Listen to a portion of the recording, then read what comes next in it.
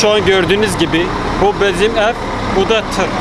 Bizim için çok tehlike arz ediyor. Arkadaş biraz daha öteye gitse altında kalır.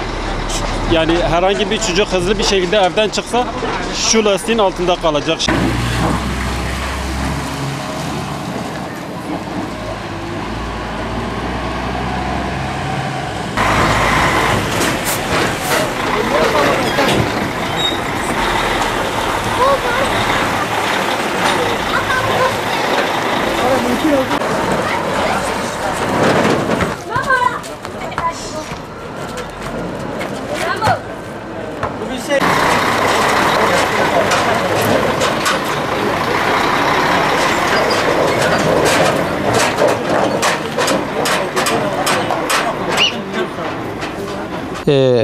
Aylardır biz o kadar büyük sıkıntı çekiyoruz ki bu yoldan dolayı.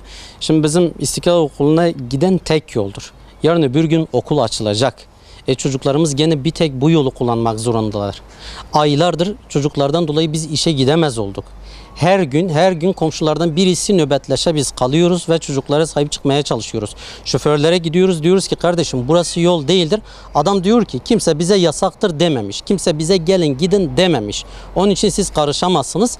Bizim de yapabileceğimiz pek bir şey kalmıyor. Daha dün bir tane çocuğu biz neredeyse lastiklerin arasından alıyorduk. Adam hızlıca gelip geçiyor. Ama bak şimdi bir tane araç geçiyor. Bak kapıma 10 santim mesela uzaklıkta. Ben bu şekilde nasıl çocuğumu okula gönderebilirim ki? Ben gönderemem ki bu şekilde. Benim çocuğum öldükten sonra yani biri gelip bana ne diyebilir? Başın mı sağ olsun diyecek. Geçmiş mi? Ben onları kabul etmiyorum. Ben yalvarıyorum. Rica ediyoruz. Biz hepimiz yalvarıyoruz. Çocuklarımız ölmeden gelsinler önlem alsınlar. Gelsinler önlem alsınlar ki biz de rahat edelim. Biz de işimize gücümüze gidip gelebilelim. Çocuklarımız ölmesin. Bizim bir tek istediğimiz bu. Yani illahi ağlayıp yalvarmak mı lazım? İllahi imdat demek mi lazım? Yetti, canımıza yetti bu.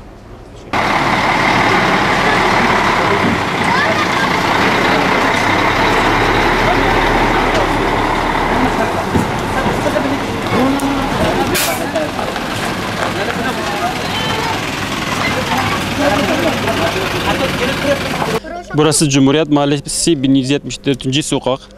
İpek yolu ile çevre yolu bağlayan tek bağlantı. Burası dar bir sokak. Mahalleler dar. Araçlar sıkışıyor. İki aracın geçemeyecek şekilde de sokaklar dar.